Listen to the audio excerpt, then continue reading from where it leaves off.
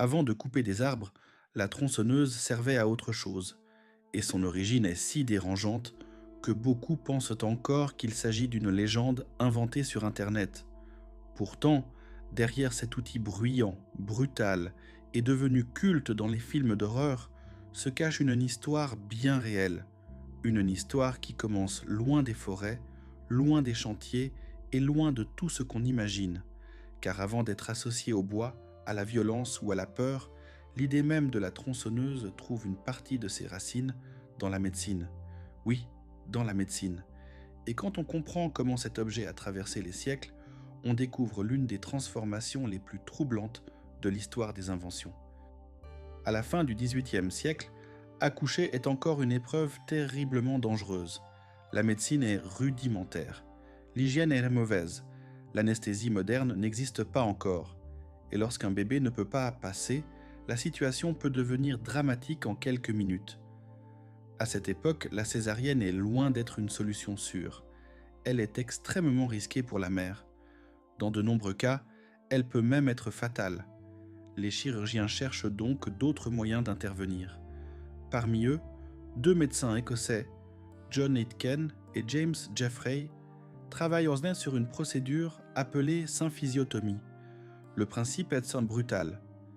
Il consiste à sectionner une partie du cartilage du bassin pour élargir le passage et faciliter l'accouchement.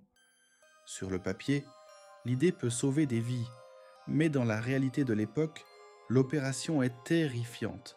Avec un couteau ou une scie classique, c'est lent, imprécis et extrêmement douloureux. Chaque seconde compte. Plus l'intervention dure, plus les risques augmentent. C'est là qu'apparaît une idée nouvelle, une idée qui va donner naissance à l'ancêtre direct de la tronçonneuse. Pour rendre cette opération plus rapide, les chirurgiens imaginent un instrument inédit. Il ne ressemble pas du tout à la machine moderne que nous connaissons. Pas de moteur, pas de carburant, pas de rugissement mécanique. À l'origine, il s'agit d'un petit outil manuel. Une fine chaîne dentée est mise en mouvement à la main pour couper plus vite qu'avec une scie rigide. Le but est simple, gagner du temps, aller plus vite, réduire la durée d'une intervention déjà extrêmement risquée. Pour l'époque, c'est une avancée technique. L'outil permet d'accélérer une opération jugée vitale dans certains cas extrêmes. Et c'est là que l'histoire devient fascinante. Parce que le principe fondamental est déjà là. Une chaîne munie de dents, mise en mouvement pour couper la matière. Autrement dit, l'idée mécanique de la tronçonneuse existe déjà, mais elle est encore enfermée dans l'univers médical. Avec le temps, la chirurgie évolue, l'anesthésie progresse, l'asepsie transforme les pratiques, et surtout, la césarienne devient plus sûre. Peu à peu, la symphysiotomie recule. L'ancien instrument perd sa place dans les salles d'opération. On pourrait croire que son histoire s'arrête là. En réalité, elle ne fait que changer de monde. C'est d'ailleurs ici qu'il faut corriger une idée devenue virale sur Internet. On lit souvent que la tronçonneuse aurait été inventée pour les accouchements, comme si la machine moderne existait déjà dans les maternités. En réalité, l'histoire est plus subtile, et au fond presque plus troublante. Ce qui naît dans le monde médical, ce n'est pas la grosse tronçonneuse à moteur que nous connaissons aujourd'hui. C'est le principe mécanique d'une chaîne dentée conçue pour couper plus vite qu'un outil rigide. Autrement dit, l'ancêtre, l'idée fondatrice, la logique technique. Et c'est précisément ce qui rend cette histoire si fascinante. Parce qu'on ne parle pas d'un simple mythe inventé pour choquer. On parle d'une filiation technique réelle entre un instrument chirurgical ancien et un outil industriel devenu mondialement connu.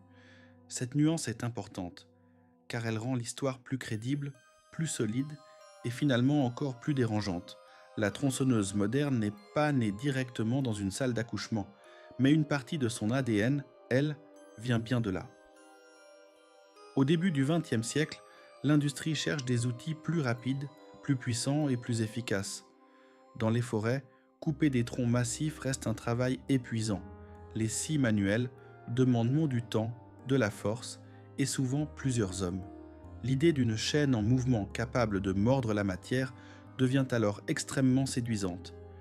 Plusieurs inventeurs travaillent sur ce principe. Et parmi les noms qui vont marquer cette transformation, il y a Andreas Stihl. En 1926, Stihl dépose le brevet d'une scie à chaîne électrique destinée au bois. La machine est encore énorme. Elle est lourde, peu maniable et nécessite plusieurs opérateurs. Mais une étape décisive vient d'être franchie. Le principe de la chaîne coupante quitte définitivement la médecine pour entrer dans l'industrie. Puis, en 1929, Stihl met au point une version à moteur thermique. Cette fois, la machine devient beaucoup plus adaptée au travail forestier. Elle reste massive, elle reste dangereuse, mais elle ouvre une nouvelle ère. La tronçonneuse moderne est née. En quelques années, elle transforme l'exploitation du bois. Ce qui demandait autrefois des heures d'effort peut désormais être fait beaucoup plus vite. La productivité explose. L'outil s'impose dans les forêts, puis sur les chantiers du monde entier. Mais l'histoire de la tronçonneuse ne s'arrête pas à l'industrie. Après la Seconde Guerre mondiale, les modèles deviennent plus compacts, plus légers et plus accessibles. La tronçonneuse quitte peu à peu le monde strictement professionnel. On la retrouve dans les fermes, dans les ateliers, dans les jardins, puis dans l'imaginaire collectif. Car une tronçonneuse, ce n'est pas seulement un outil, c'est aussi un son, un bruit agressif, reconnaissable entre mille, un moteur qui hurle, une chaîne qui dévore tout ce qu'elle touche. Visuellement et auditivement, elle inspire immédiatement la violence. Le cinéma va s'emparer de cette puissance symbolique. En 1974, Massacre à la tronçonneuse transforme définitivement l'objet en icône de terreur. À partir de là, la machine ne renvoie plus seulement au bois ou au chantier. Elle évoque la peur, la poursuite, le gore, la destruction. Et c'est ce qui rend son histoire si ironique. Parce qu'à l'origine, le principe de la tronçonneuse n'a pas été imaginé pour abattre des arbres. Il est né d'une tentative de résoudre une urgence médicale. Si cette histoire nous marque autant, ce n'est pas seulement à cause de la violence de l'objet. C'est parce qu'elle mélange deux mondes que notre cerveau oppose totalement. D'un côté, il y a la médecine, un univers censé soigner, protéger, sauver. De l'autre, il y a la tronçonneuse, un objet associé au bruit, à la destruction, à la peur. Et quand on découvre qu'un lien historique existe entre les deux, quelque chose se brise dans notre perception. L'objet change immédiatement de sens. Il devient plus qu'un outil. Il devient une histoire. C'est exactement ce qui fait la force des grandes origines oubliées. Elles nous montrent que les objets du quotidien ne sont jamais neutres. Derrière une machine, il y a souvent une urgence, une peur, une guerre économique ou une tentative désespérée de résoudre un problème humain. Et dans le cas de la tronçonneuse, cette origine est d'autant plus frappante qu'elle relie la naissance, la technique, l'industrie, puis la terreur. Peu d'objets ont connu une transformation symbolique aussi extrême. La prochaine fois que vous entendrez une tronçonneuse démarrer, vous n'entendrez peut-être plus seulement un moteur. Vous entendrez l'écho d'une invention née dans un tout autre monde. Si cette histoire vous a surpris, abonnez-vous à Comment c'est né, parce qu'ici, on remonte à l'origine des objets les plus banals et parfois des plus terrifiants.